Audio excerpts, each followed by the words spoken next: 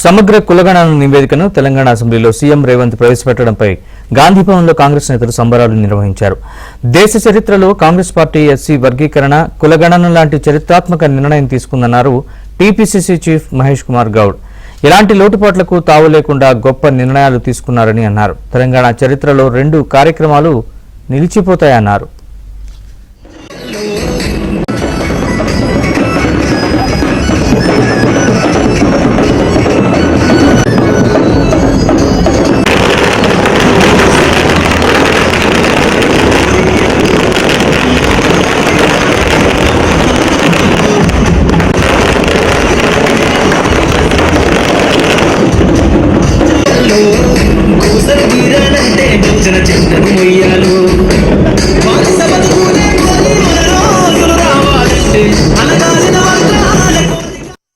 ఎస్సీల వర్గీకరణ, బీసీల కులగణన, ఈ 2 అంశాలనేవి స్వతంత్ర భారతదేశంలో తీసుకున్నటువంటి సాహసోపేతమైనటువంటి గొప్ప నిర్ణయాలని చెప్పక తప్పదు.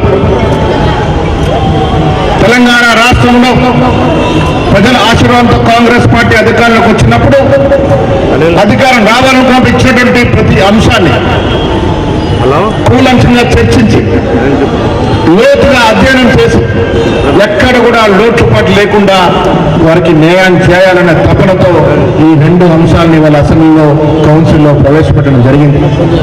మిత్రులారా, ఆషామాషి కాదు, గుండె ధైర్యంతో తీసుకున్న నిర్ణయాలు ఇవి. మాదిగల విషయంలో కానీ, బీసీల కులగణల విషయంలో కానీ యావత్ దేశం మరోవైపు చూసే విధంగా గొప్ప నిర్ణయాలు.